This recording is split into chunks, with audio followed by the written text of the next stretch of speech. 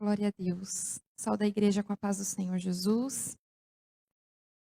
É, eu nunca vou deixar de subir nesse altar e dizer que eu sou muito grata a Deus pela oportunidade de ser um instrumento na mão dele, porque talvez para você pode parecer que é mentira o que eu vou falar, mas Deus sabe do meu coração. Eu não tenho nada para te oferecer, não tenho uma boa oratória, não tenho conhecimento bíblico capaz de subir aqui nesse altar e ministrar alguma coisa para a igreja. Mas eu louvo e agradeço a Deus que Ele não procura pessoas habilidosas, talentosas, não é por quem nós somos.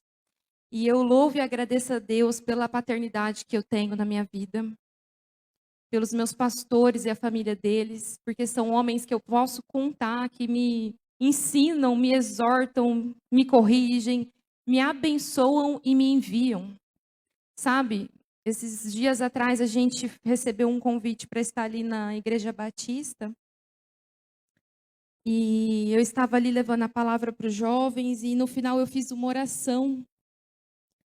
E depois o Júlio me procurou e falou: "Nossa, Nayara, aquela unção foi tão, aquela oração foi tão específica, que unção que saiu daquela oração, eu gravei, depois você vai lá assistir no grupo". E quando eu fui assistir no grupo o vídeo que ele fez, ele gravou assim os jovens recebendo aquela oração que eu estava fazendo. Mas quando ele virou o celular, ele estava do lado do pastor Veronese. E ele estava com os braços estendidos e ele não estava recebendo a oração, ele estava intercedendo pela minha vida. Aquilo, de imediato, eu me lembrei de Moisés com os braços estendidos para Israel vencer as batalhas. E eu quero te dizer, igreja, que nós temos pais aqui espirituais com os braços estendidos pelas nossas vidas. Que eles e as suas famílias pagam um preço por nós. E não é puxa-saquismo. Não estou falando isso para os pastores falar, vamos convidar mais ela para pregar, porque Deus sabe quantas vezes eu orei pedindo, Senhor, me esconde. Não quero fazer nada, me esconde. Um dia eu estava entrando no banho falando isso, e falando, Senhor, me esconde, não quero fazer nada. E ele falou para mim, para de ser negligente com o que eu te dei. Porque eu levanto o outro, capacito o outro para minha obra não parar. Mas você paga um preço por ser negligente. E irmãos, eu quero dizer para vocês que todos nós aqui temos uma ferramenta nas nossas mãos para trabalhar para o reino de Deus. Nós aprendemos hoje aqui de manhã que ele distribuiu dons aos homens. Cada um de nós aqui temos um dom. E nós precisamos trabalhar, desenvolver esse dom para a expansão do reino de Deus, para a honra e glória do louvor de Deus. Né? Nós aprendemos aqui nessa manhã, eu quero até dizer, se você perdeu a aula, participa, porque foi edificante. Amém? Para ser bem específica, no dia 19 de junho de 2022, a igreja estava voltando do imersão. Eu e a minha família não fomos nessa imersão, mas no domingo eu estava aqui na igreja louvando. E no momento do louvor, eu fechei os meus olhos e Deus me mostrava eu e meu marido numa floresta gelada, fria, úmida. Parecia uma cena de um filme, eu via até as gotas escorrendo pelas folhas das árvores, porque era frio, era úmido. Dava a impressão que eu estava no inverno. Mas de repente começou a chegar uma onda de calor naquela floresta. E Deus falou para mim: eu estou mudando a estação de vocês. Eu estou tirando vocês dessa estação e colocando numa nova. E eu disse: Senhor, se é o Senhor que está me mostrando isso, então o Senhor vai testificar. Se vocês forem no canal lá da Igreja Plenitude colocar essa data, vocês podem comprovar o que eu estou dizendo. O pastor Veronese subiu aqui para pregar e ele começou a falar do imersão. E ele disse de muitas coisas que nós ouvimos ali no imersão, uma coisa que foi dito várias vezes é que acabou o inverno e começou a primavera. Glória a Deus. E o que Deus queimou no meu coração é isso, para dizer à igreja nessa noite: os ciclos têm fim. As estações têm fim. As estações do ano têm dia para começar e dia para terminar. A primavera, as flores, é uma delícia, é lindo, mas tem fim. O verão, o tempo da bonança, tem fim. O inverno, os tempos das lutas, os tempos das perseguições, também tem fim. E o Senhor me fez meditar sobre isso e me levou a ler. Abre aí na sua Bíblia os Salmos 84.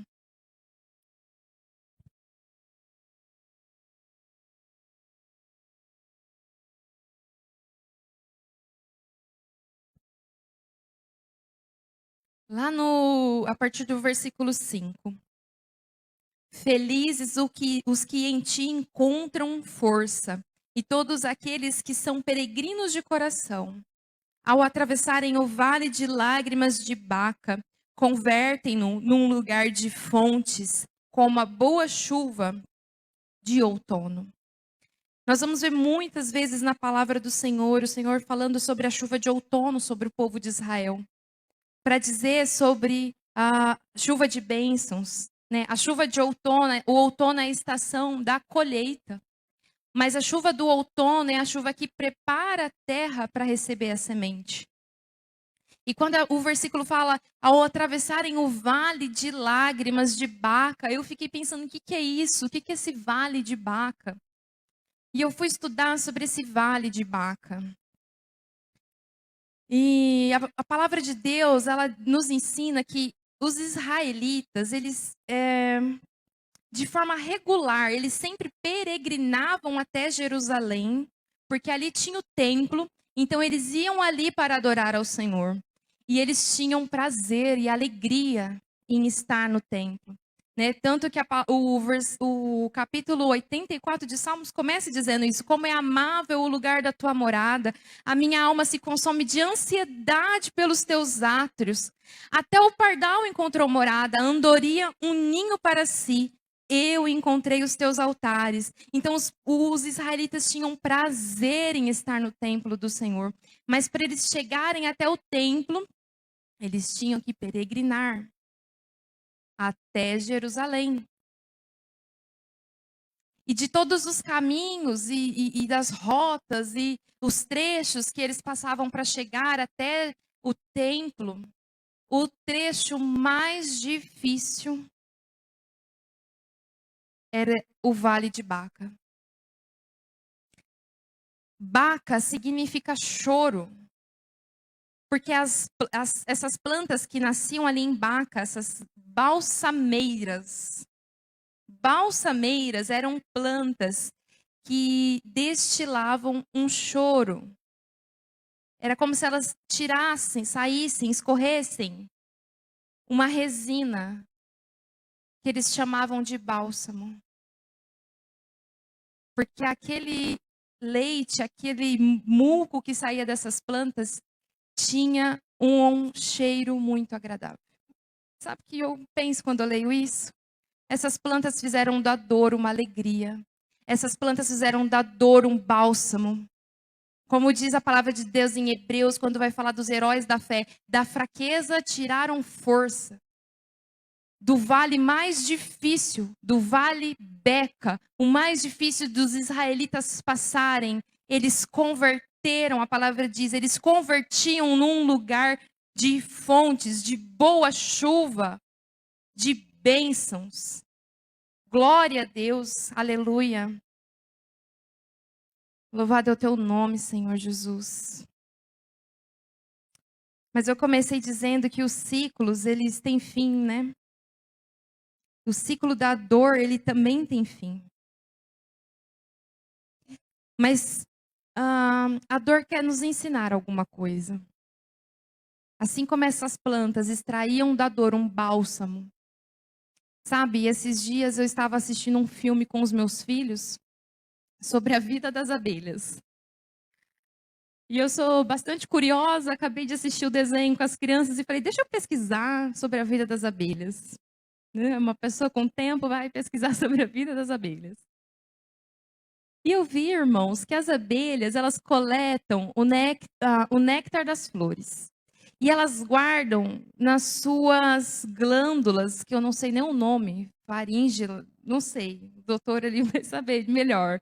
Mas essas glândulas faringénulas, não sei, elas saem uma secreção que quando se une com o néctar vira o mel.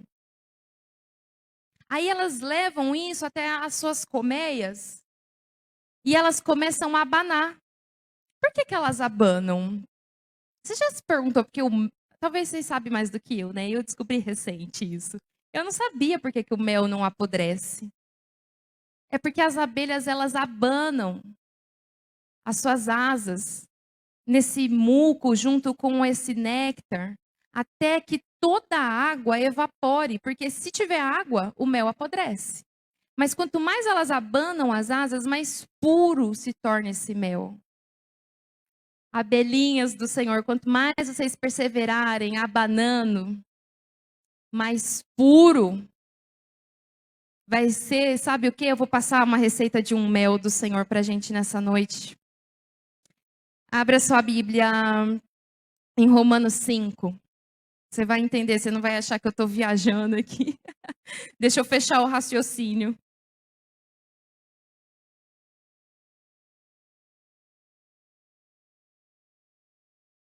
Romanos 5, a partir do verso 3. Mas, não, aliás, vamos ler desde do 1 para não ficar fora de contexto. Portanto, havendo sido justificados pela fé, temos paz com Deus por meio do nosso Senhor Jesus Cristo, por intermédio de quem obtivemos pleno acesso pela fé. E esta graça na qual agora estamos firmados e nos gloriamos na confiança plena da glória de Deus. Mas não somente isso, como também nos gloriamos nas tribulações. Agora começa a receita do mel. Porque a tribulação produz perseverança. A perseverança produz caráter aprovado. O caráter aprovado produz confiança. E a confiança não nos decepciona. Como você vai falar para alguém que você crê num Deus que cura se ele nunca te curou? Como você vai falar para alguém que você crê num Deus que reverte situações impossíveis se você nunca foi submetido a uma situação impossível e viu Deus reverter esse cenário? Como você vai falar para alguém que ele pode fazer todas as coisas se você nunca chegou no seu limite e viu ele fazer todas as coisas? As tribulações nos faz produzir um mel que não se estraga, ou seja, uma confiança que não se abala na tribulação, uma confiança que não se abala nas perseguições, nas dores, quando o inverno chegar, quando a estação difícil chegar. A nossa confiança não será abalada, mas nós teremos que continuar abanando as asinhas como as abelhas, perseverantes. Glória a Deus, aleluia, Senhor. Louvado seja o teu nome. No dicionário diz que confiança é a crença de que algo não falhará. Eu creio de todo o meu coração que não existe doença, diagnóstico, médico que não possa ser revertido. Eu creio nisso de todo o meu coração, porque eu já vi meu pai num leito de hospital com uma sentença de morte, falando que ele jamais ia voltar, e ele voltou. Então eu creio que ele pode curar, porque eu passei por uma situação de inverno, eu passei por um quadro irreversível e vi Deus fazer. Eu sei que Deus pode converter o coração dos maridos, porque eu orei pelo meu muito tempo e eu vi Deus converter o coração dele. Eu vi Deus levantar ele como sacerdote da minha casa, então eu creio nisso. Porque eu passei por situações difíceis que me fizeram perseverar até ver o mel puro ser produzido da minha perseverança, até ver a minha confiança permanecer inabalável diante de Deus. Glória a Deus. Mas o que nós precisamos? O que nós precisamos é de upomone. Upomone é uma expressão grega que quer dizer perseverança, persistência, confiança em Deus, apesar das circunstâncias serem desfavoráveis. Exemplo melhor para falar sobre perseverança do que Jó. Abra sua Bíblia lá na história de Jó, no livro de Jó. Abre desde o capítulo 1.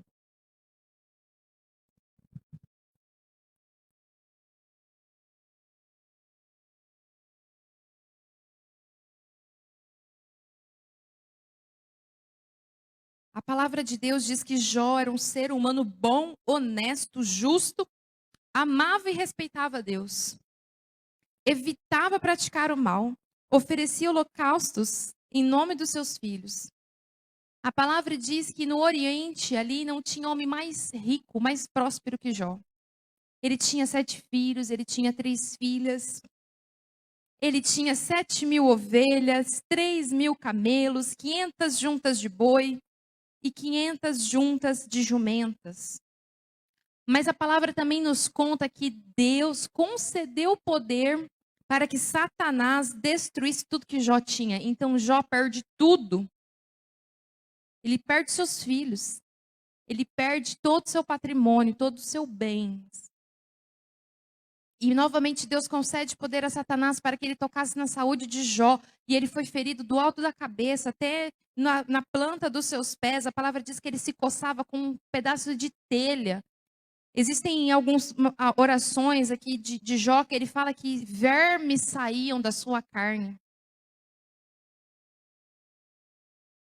Contudo, a palavra diz que Jó não errou e nem pecou e jamais culpou a Deus. No capítulo 7,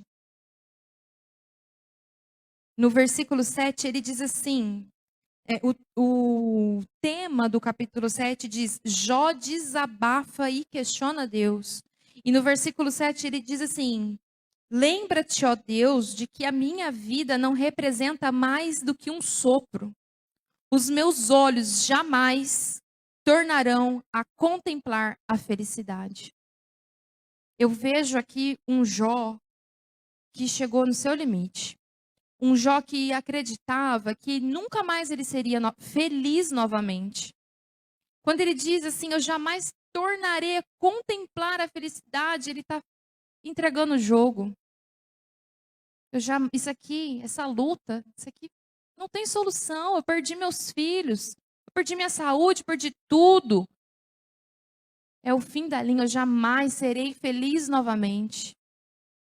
Mas no final da história de Jó, no último capítulo de Jó, a palavra diz que Deus reverte o cenário de Jó, lhe concede em dobro tudo que ele tinha. Lhe concede mais 7 filhos, mais 3 filhas. E a palavra ainda diz que ele viveu por mais, lá no Jó 42:16. Depois de todos esses eventos, Jó viveu 140 anos. Viu seus filhos e os descendentes deles até a 4ª geração. Então morreu Jó, realizado, em idade muito avançada. O sofrimento de Jó, alguns teólogos falam que o sofrimento de Jó, a luta de Jó, durou de 7 a 9 anos. Mas aqui a palavra diz que depois ele viveu mais 140 anos, realizado. Quando a gente está no inverno, quando a gente está na dificuldade, parece que não tem fim. Parece que assim como Jó, a gente fala, não tem esperança. Eu nunca mais vou ser feliz outra vez. E ele viveu assim por 7, mas por 140 anos ele viveu realizado. Deus pode fazer infinitamente mais do que você pode pensar ou do que você pode pedir a Ele. Não tem quadro que Ele não possa reverter. Talvez você ache que a tua esperança acabou, que você nunca mais será feliz novamente.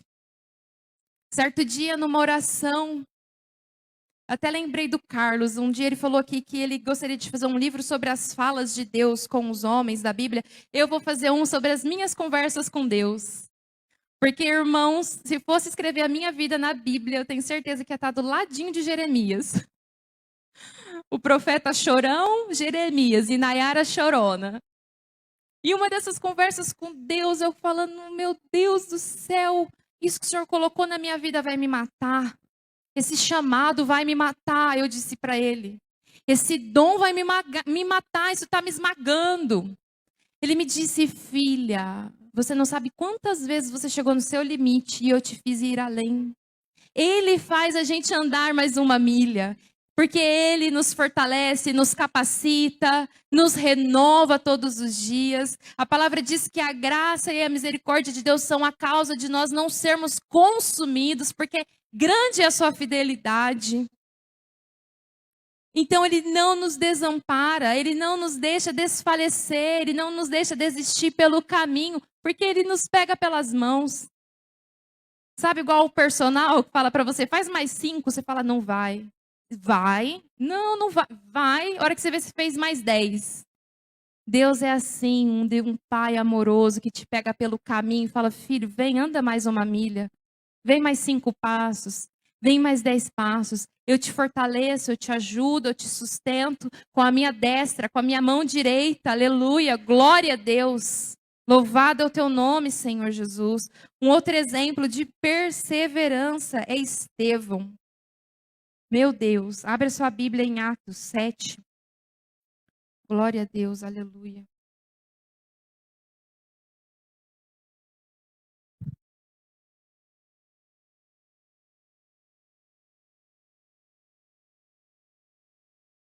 A palavra de Deus nos conta que Estevão era um homem cheio de fé do Espírito Santo de Deus. Ele foi escolhido pelos crentes para um ministério. E ali a palavra diz que os apóstolos colocaram as mãos sobre Estevão, e então Estevão passa a exercer o seu ministério, realizando prodígios, realizando milagres, realizando sinais e maravilhas. Mas então os judeus passam a persegui-los. Se levanta uma perseguição, calúnias, afrontas, mentiras. Eles pagaram testemunhas para mentir sobre Estevão. Então eles levaram Estevão até o Sinédrio, ao Supremo Tribunal dos judeus. Irmãos, eu sou advogada pela graça do Senhor. Fazer uma sustentação oral no Supremo Tribunal Federal, você estremece as pernas. Você fala tremendo, você fala gaguejando diante dos homens. Mas eu não vejo um Estevão assim naquele tribunal. Eu não vejo um Estevão rogando pela sua vida. Eu não vejo ele apavorado diante daqueles homens poderosos que poderiam matá-lo. Eu vejo um Estevão destemido, ousado, que perseverou no seu ministério, foi perseverante. Ele abriu a boca e ele começou a pregar, e ele começou a confrontar aquele povo, falando: o pecado dos seus pais vocês também fizeram, vocês também perseguiram os profetas, o sangue de Jesus está nas mãos de vocês. Olha que autoridade de um jovem. Ele era jovem, ele não estava ali temendo pela sua vida, ele estava falando do poder de Deus, ele estava ali perseverante em seu ministério. Lhe confiaram um ministério e ele foi perseverante até a morte naquele ministério. Mas a palavra diz que quando aqueles homens ouviram as palavras de Estevão, eles rangiam os dentes contra Estevão. Então eles foram para cima de Estevão, mas a palavra de Deus diz lá em Atos 7:52, que Estevão olhou para os céus e ele viu a glória de Deus, aleluia. Vamos ler o verso 52, aleluia.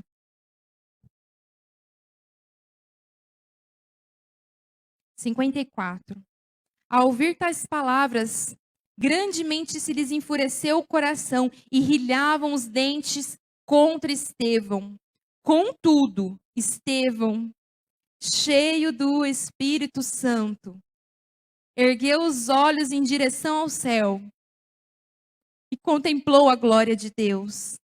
E Jesus em pé à direita de Deus. Aleluia. E exclamou: eis que vejo os céus abertos e o Filho do Homem em pé à direita de Deus. Então eles taparam os ouvidos e aos berros eles atiraram-se contra ele. E arrastando-o para fora da cidade, o apedrejaram. Aleluia, no verso 60. Então caiu de joelhos e clamou em alta voz: Senhor, não lhes atribua este pecado. E tendo dito essas palavras, adormeceu.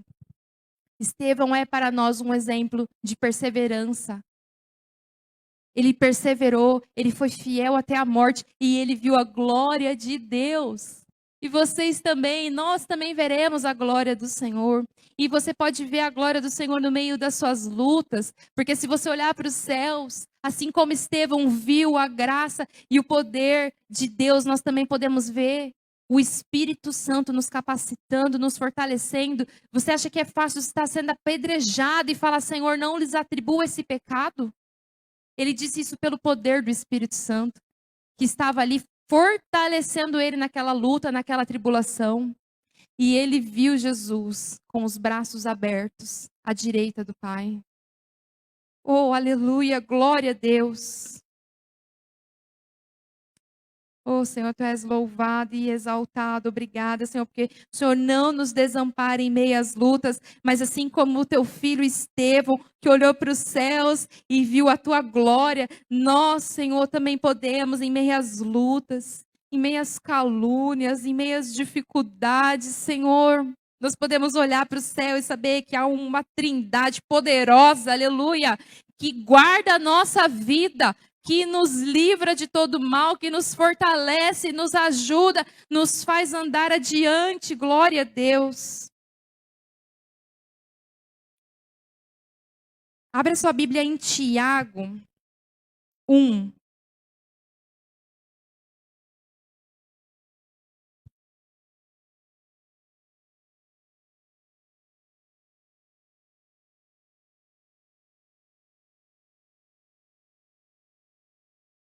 No versículo 2: Meus amados irmãos, considerai motivo de júbilo o fato de passar por diversas provações, porquanto sabeis que a prova da vossa fé produz ainda mais perseverança. E a perseverança deve ter plena ação, a fim de que sejais aperfeiçoados e completos, sem que vos falte virtude alguma. Aleluia.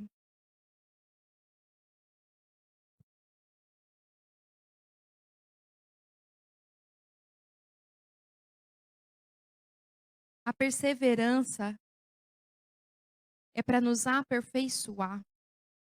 Hoje de manhã nós ouvimos aqui o apóstolo Scutori falando sobre os dons que Deus distribuiu e por que ele distribuiu diferentes dons para o aperfeiçoamento da igreja. Porque ele diz que se você faz tudo, ele até falou, né, da síndrome do pato, que canta, nada, anda, mas não faz nada perfeito. Então, se ele distribui dons para cada um, então você vai se aperfeiçoar naquilo. E assim como as tribulações, elas nos fazem aperfeiçoar a nossa fé. Como eu disse para vocês, a nossa fé é a nossa confiança de que Ele irá fazer. Mas esse aperfeiçoamento, essa escola de Deus nas nossas vidas, de aperfeiçoamento, é através das tribulações. Como nós ouvimos também hoje pela manhã, Deus não desperdiça nada. Ele não desperdiça nada. Essa tribulação, essa luta, essa afronta, esse diagnóstico, tudo isso que você está vivendo, tem no calendário de Deus tem uma data para terminar. Mas não saia da prova sem ser aprovado. Seja perseverante para que Ele possa aperfeiçoar a sua fé. Glória a Deus, aleluias. Nós precisamos, então, eu disse que nós precisamos de perseverança. E nós precisamos também de disposição. No dicionário, disposição é uma ação ou um efeito de se dispor. É um estado de espírito, de ânimo, de entusiasmo. Eu falo que depois que o grupo de louvor pegou aquele hino, eis-me aqui, estou disponível, então usa-me. Eu cantei aquele louvor com tanto entusiasmo que eu acho que Deus ouviu e levou a sério. Eis-me aqui, me usa. Aí então, um dia que eu fui chamada para pregar, ela cantou esse louvor, o Júnior, nossa, é uma confirmação, gata, é o louvor que você gosta. Sabe, irmãos, ele não precisa que você seja perfeito, que você tenha teologia, que você seja... Ele precisa que você tenha um espírito disposto e um coração sincero.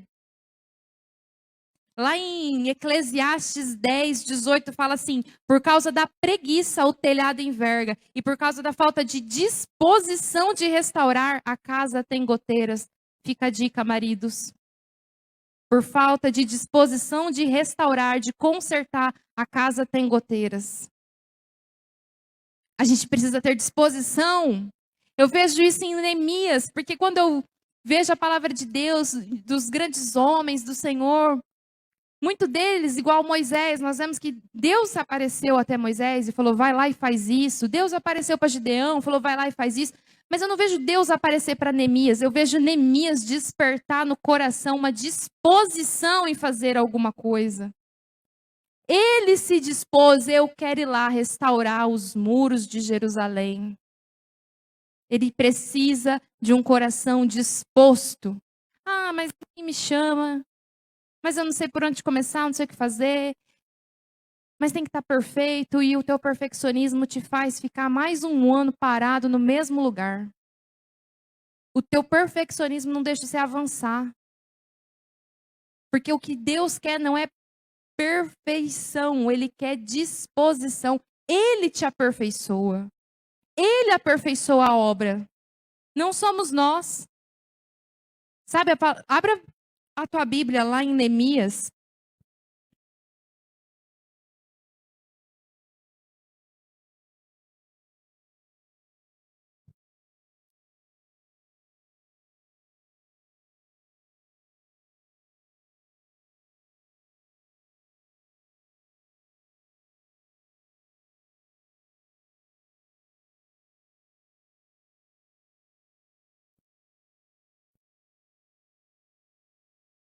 No capítulo 1.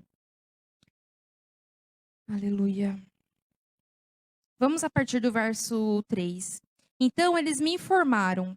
Aqueles que sobrevieram ao cativeiro e estão vivendo lá na província passaram por grande tribulação, privação e humilhação. Os muros de Jerusalém foram derrubados e as portas da cidade queimadas. Tendo ouvido este relato, assentei-me e chorei amargamente. Lamentei por alguns dias. Coloquei-me em jejum e oração diante do Deus dos céus e desabafei. Ó Yahvé, Deus dos céus, Deus grande e terrível, que cumpres a tua palavra, a tua aliança e usa de misericórdia para aqueles que te amam e obedecem aos teus mandamentos. Que os teus ouvidos estejam atentos e os teus olhos contemplem as palavras dessa oração que o teu servo está apresentando diante de ti, dia e noite, em favor dos teus servos, o povo de Israel. Sim, confesso os pecados que nós, os israelitas em geral, temos cometido contra a tua pessoa. De fato, eu e o meu povo temos errado sobremaneira. Temos agido de forma perversa, corrupta, vergonhosa contra ti. E não temos obedecido aos teus mandamentos, nem respeitado os teus decretos, as leis que ordenaste ao teu servo Moisés. Contudo, lembra-te, por favor, do que prometeste ao teu servo Moisés. Se fordes infiéis, eu vos espalharei entre as nações da terra. Mas se voltardes para mim e obedecerdes os meus mandamentos e os praticardes com amor, ainda que os vossos exilados estejam dispersos pelos lugares mais longínquos debaixo do céu, de lá os reunirei e os congregarei no lugar que escolhi para fazer habitar o meu nome. A palavra ainda vai continuar dizendo que Neemias, ele era um dos copeiros de confiança do rei. E ele faz essa oração pedindo a Deus que o Senhor permita, através da autoridade que ele precisava ali, ele precisava que o rei deixasse ele ir até Jerusalém. Então ele pede a Deus que Deus tocasse no coração daquele rei, para que o rei permitisse. Então ele vai se apresentar, vocês conhecem essa passagem, e o rei deixa Neemias ir consertar os muros de Jerusalém. E ele se levanta para fazer aquela obra com disposição. Mas então os inimigos se levantam.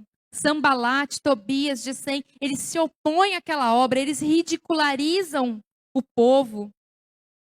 Mas nós vemos que Neemias permanece disposto e realiza aquela obra. A palavra diz que em 52 dias a obra estava finalizada, porque Neemias teve disposição. Não permitiu que os inimigos, que Sambalate, Tobias, Gesem, pudessem fazer ele regredir, pudessem fazer ele parar aquela obra. Mas ele manteve um coração disposto. Assim como nós vemos também na história de Gideão. Quando Deus aparece para ele e fala, Deus é contigo, varão valoroso. E eu acho isso tão hilário, porque o homem estava escondido, malhando trigo no lagar, porque a palavra diz que os israelitas mais uma vez pecaram. O Senhor os entregou na mão daquele povo, e aquele povo passa a roubar Israel, subir até lá e lutar contra eles. Eles plantavam, aquele povo roubava, então eles empobreceram. E aí Deus aparece para Gideão, escondido, com medo daquele povo, e Deus fala para ele: varão valoroso, forte guerreiro, valente guerreiro, sabe? Ele fala isso para você. Talvez você está pensando que você é fraco, que você é forte, que você é fraco, que você não tem força. Mas ele olha para você e fala que você é um valente guerreiro. Que você é uma valente guerreira do Senhor. Você só precisa ter disposição. Porque a palavra diz que então Gideão se levanta, derruba os altares idólatras, chama um exército. Mas quando Deus vê, ele fala: Gideão, tem 32 mil homens com você. Se vocês ganharem essa batalha, eles vão se vangloriar. E aí a palavra diz que Deus vai filtrando, né, aquela multidão de homens. E então, Gideão sobe com 300 homens. Sabe por quê, irmãos? Não é pela força do nosso braço. Ele só precisa que você esteja disposto. Ele não precisa que você se sinta forte. Porque da fraqueza, ele nos faz forte. Quando nós somos fracos, Deus nos fortalece. Triste seria se a gente achasse que a gente é forte, que a gente pode alguma coisa. Porque nós somos pó, como diz a Maria Flor outro dia. Mamãe, como que o meu cabelo veio do pó da terra? Porque ele não parece pó. Tem umas perguntas que nem a gente sabe responder para eles. Mas nós somos pó. Somos carnais, somos fracos mesmos. Somos falhos. Carecemos do poder, da força que vem de Deus. Carecemos do braço forte dele. Ele só precisa de alguém para se colocar na brecha. Ele só precisa de um coração disposto como o de Gideão, um coração disposto como o de Neemias, para que a boa obra seja cumprida, seja realizada, para que os inimigos retroajam, para que ele dê vitória para a sua igreja. Amém? Glória a Deus. E por fim, nós precisamos ter firmeza. Nós ouvimos muito nosso pastor falar sobre Jó 22, 28. Se planeja algo, seja firme e a luz brilhará em seu caminho. Lá no... eu não lembro aonde fala. Tiago.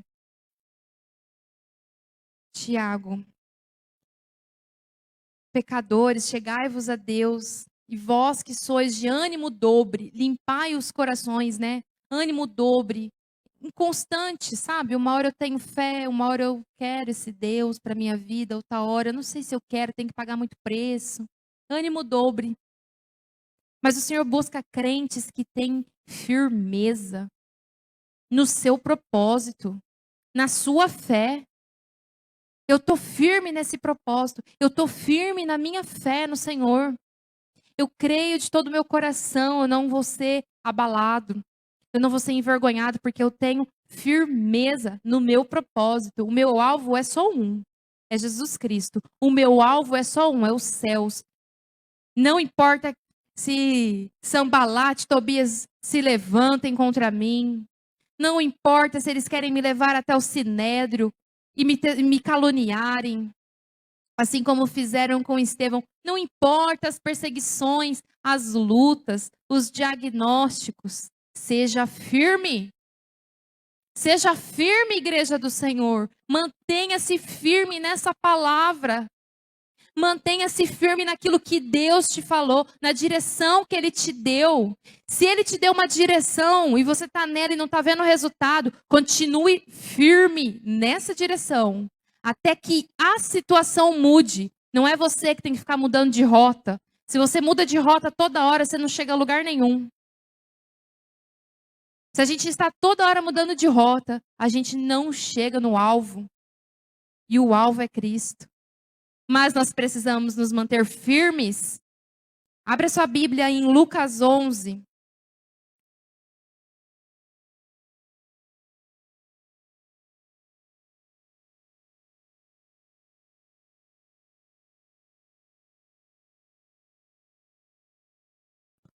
Versículo 5. E acrescentou-lhes Jesus: Imaginai que um de vós tem um amigo e que precise recorrer a ele à meia-noite e lhe peça: Amigo, empresta-me 3 pães. Porque um amigo meu acaba de chegar de viagem e não tenho nada para lhe oferecer.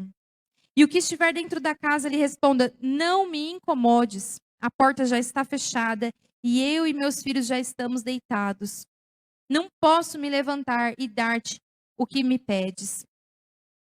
Eu vos afirmo que, embora ele não se levante para lhe dar o pão por ser seu amigo, por causa da insistência, se levantará e lhe dará o que precisar. E eu quero mudar essa palavra por causa da sua firmeza. Eu vim pedir para esse meu amigo, ele não me deu. Se eu não tenho firmeza, eu vou pedir para outro, eu vou bater em outro, eu vou bater em outro e eu não vou conseguir o que eu quero. Mas ele teve firmeza. Ele persistiu, ele insistiu até que aquele amigo se levantou e deu o que ele queria. Continue firme até que o Senhor lhe conceda os desejos do seu coração. Mas tenha firmeza no seu propósito. Tenha firmeza de atitude. Ah, vou começar na segunda-feira e não começa nada. Eu vou ler a Bíblia e não lê nada. Eu vou mudar os meus hábitos e não muda nada. Quantos anos vai ter que passar para que você mude, para que você tenha postura, para que você tenha firmeza na tua palavra, nas suas escolhas, na sua decisão? Como que Deus vai abençoar um crente de ânimo dobre, volúvel? Ah, Senhor, hoje eu quero um carro rosa. Amanhã eu quero que esse carro seja verde. Amanhã pode ser uma bicicleta. Depois, ah, Senhor, se eu tiver o dinheiro do ônibus, tá bom. Não tem firmeza no seu propósito, naquilo que você pede ao Senhor. E se é desejo do coração dele, se é um desejo alinhado ao coração dele, irmãos, ele fará.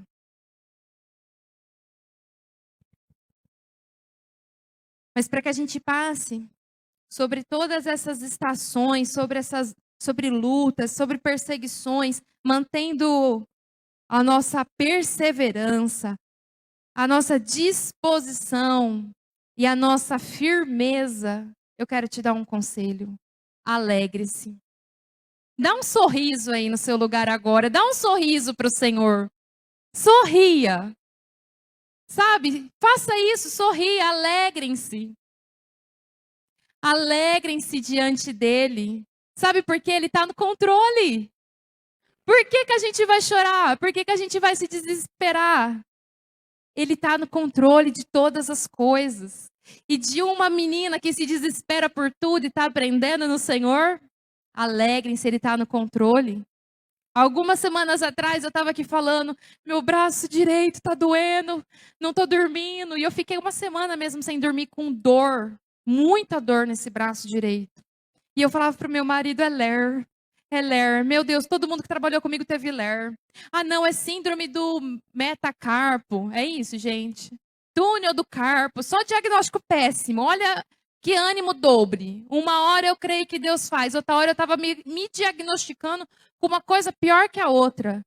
E a semana inteira para o meu marido. Eu não aguento mais. Eu não aguento mais. Aí ele me arrumou um fisioterapeuta. Eu fui lá. Ele falou, isso aqui é a sua postura. É uma tensão nervosa. Você trabalha na frente do computador, igual um U, digitando muito, uma tensão nervosa. E eu desesperada, achando que era o pior diagnóstico possível, que nunca mais eu ia mexer o braço. Mas nós não podemos nos desesperar, nós temos que nos alegrar. Porque em todas as coisas nós somos mais do que vencedores. Por meio daquele que nos amou, por meio daquele que se entregou por nós. Através de Jesus Cristo, nós somos mais do que vencedores. Os gigantes se levantam, nós somos mais do que vencedores. O inverno chegou, nós somos mais do que vencedores. Eu quero encerrar lendo 1 Pedro 4.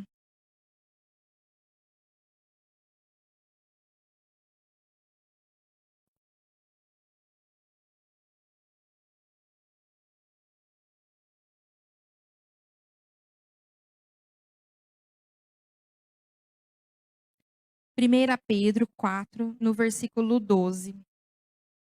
Amados, não vos assusteis com a provação que surge entre vós como fogo ardente, com o objetivo de provar a vossa fé.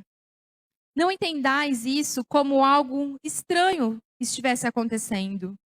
Contudo, alegrai-vos, fiquem felizes, cantem, pulem, se alegrem. Se alegre, igreja do Senhor. Fiquem felizes por serdes participantes do sofrimento de Cristo, para que também vos alegreis e exulteis na revelação da sua glória. Se sois insultados por causa do nome de Cristo, bem-aventurados sois, porquanto sobre vós repousa o Espírito da glória, o Espírito de Deus. Mas nenhum de vós sofra como homicida, ladrão, praticante do mal, ou como quem se intromete em negócios alheios. Entretanto, se sofrer como um cristão, e é um cristão de verdade, verdadeiro, porque Deus sonda o nosso coração, Ele vê a sinceridade das nossas intenções. E se você sofre como um cristão no Senhor, não se envergonhe disso. Antes, glorifique a Deus. Dá um glória a Deus aí. Aleluia, glória a Deus. Glorifique a Deus por meio desse nome, pois chegou a hora de começar o julgamento pela casa de Deus. E se começa primeiro conosco, qual será o fim daqueles que não obedecem ao evangelho de Deus? E se é com dificuldade que o justo é salvo, que será do ímpio, o pecador? Glória a Deus. Se coloca de pé, vamos orar.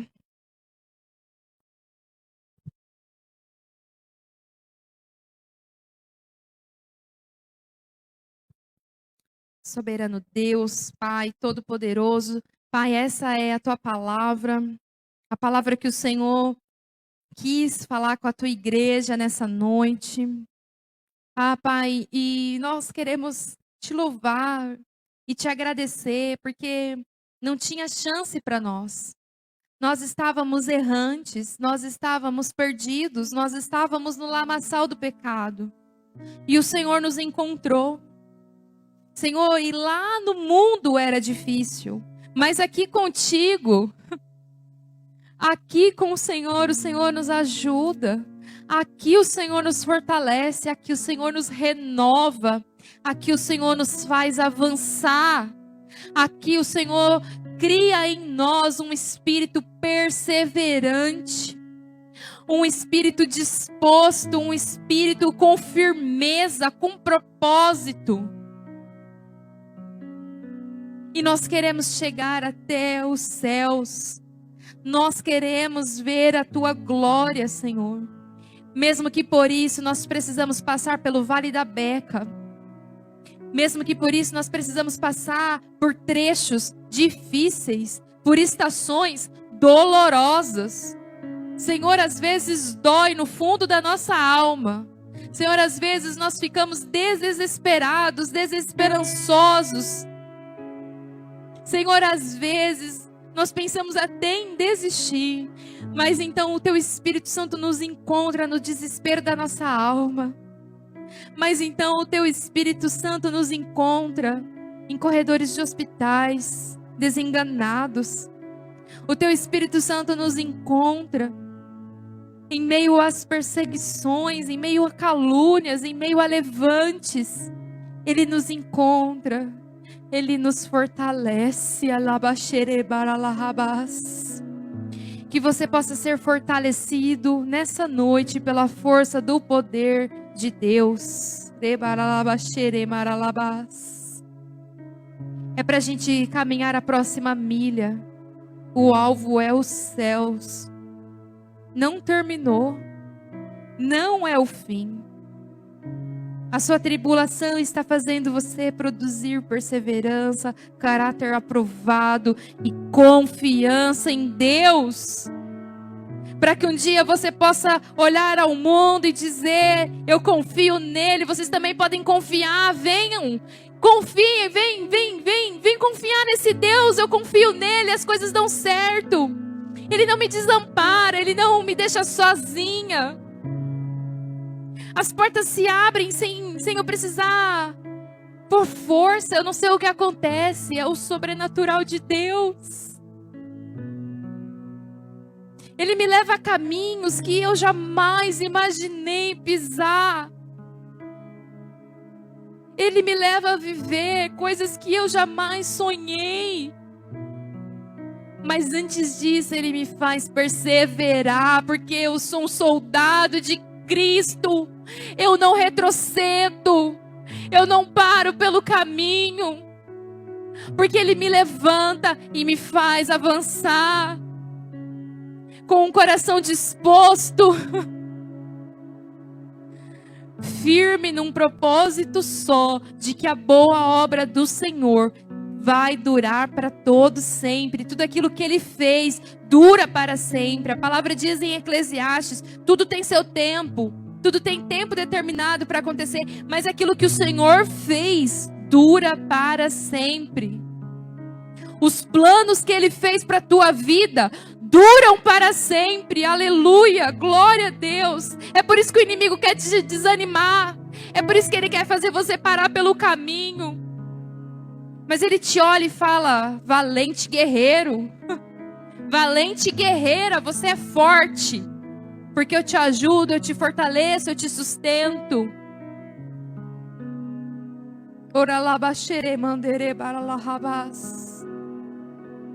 Visita a tua noiva nessa noite, Senhor. Visita o que está cansado, Senhor. Visita o que está sobrecarregado, aflito, desesperançoso. Ah, Senhor, e que nessa noite nós não possamos sair por aquela porta sem ter o nosso ânimo renovado. Nós queremos nos sentir fortes no Senhor. Nós queremos nos sentir renovados pela força do Teu poder. Não é a força do meu braço, é o braço direito do Senhor. Ele vai na minha frente como um poderoso guerreiro de batalha. Ele nunca perdeu uma batalha. Não é a tua vida que Ele vai perder. Ele nunca entrou numa batalha para sair perdedor, de cabeça baixa. Nunca. Aqueles que confiam no Senhor, eles vão sair vitoriosos. Se você confia nele, ele vai nessa peleja por você. Ele já entrou lá antes de você pisar naquele lugar. Ele já está ali preparando o teu caminho. Aleluia! Preparando antes mesmo de você planejar no seu coração. Ele já planejou no dele. Como um bom pai que não nos desampara jamais. Mas não se esqueça, igreja, de se alegrar. Não se esqueça, igreja, de glorificá-lo. Aleluia. Glória a Deus. Pai, nós te louvamos, nós te agradecemos, nós te bendizemos. Obrigada, Senhor, nós amamos os teus átrios. Nós amamos a tua casa. Mas vale um dia aqui que 1000 em qualquer outro lugar. Tá doendo, tá difícil, mas eu tô aqui. E mais vale um dia aqui do que 1000 em qualquer outro lugar. Obrigada por ser um pai de amor e de misericórdia. Obrigada porque o Senhor nunca, nunca, nunca nos desampara. Nós nunca estamos sós.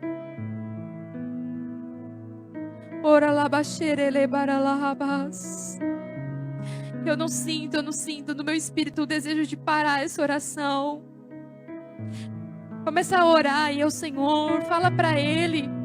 Fala para Ele como você está se sentindo. Rasga seu coração para o seu Pai nessa hora. Fala: Senhor, eu me sinto fraca, eu me sinto cansada, eu me sinto sozinha. Fala para Ele.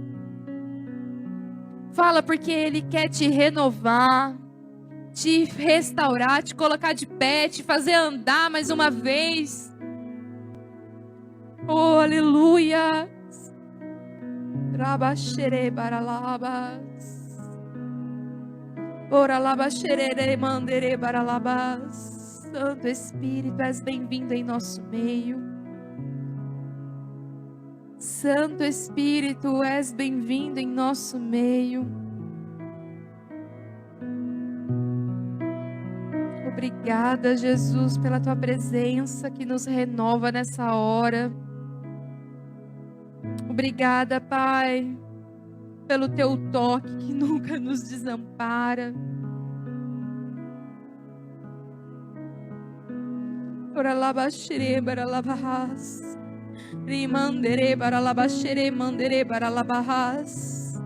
E baralabaxere mandere baralabas. O Senhor prepara um banquete.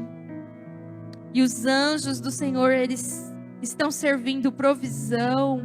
Eles estão servindo respostas. Eles estão servindo livramento, porque o Senhor não permitirá que nós sejamos tentados além do nosso limite de suportar, mas Ele providencia um escape. Toma posse agora, nessa hora, de resposta de Deus para a tua vida. Aleluia. Ah, Senhor, mas eu não consigo sozinha. Mas você precisa ter firmeza. Você tem ânimo doble. Tem coisa que não é Deus, tem coisa que é você. Se levanta, sacode o pó. Assim como Neemias se dispôs em restaurar os muros. Restaura os muros da sua vida. Reconstrói os muros, as brechas que estão abertas na sua vida. É por isso que você se sente fraco e incapaz. É porque seus muros estão quebrados, estão queimados. E os inimigos te atacam. Atacam você e a sua família. Mas se levanta como Neemias aí nessa noite. Fala para o Senhor que você está disposto a restaurar os muros da sua vida. Aleluia. Para que Ele possa te tirar dessa estação do inverno e possa te colocar numa nova estação. Para que Ele possa te tirar dessa fase difícil e te fazer avançar para uma fase de bonança, uma fase de colheita. Rabaxere baralabas. Glória a Deus. Senhor, obrigada. Obrigada porque até aqui o Senhor nos sustentou. Obrigada porque o Senhor nos levantou da cama nessa manhã. Obrigada porque o Senhor nos deu fôlego de vida nesse dia. Não nos faltou, Senhor, saúde. Não nos faltou alimento. Não nos faltou um lar. Não nos faltou uma família. Não nos faltou amigos. Não nos faltou, Senhor, nada nesse dia. Obrigada porque a tua boa mão fez isso. Obrigada porque apesar das lutas, o Senhor nos fez pegar o caminho até os teus átrios. Pegar o caminho e chegar até a tua casa. E nós amamos essa casa. Nós amamos os teus átrios. Mantenha a chama acesa em nossos corações pelos teus átrios, pela tua casa.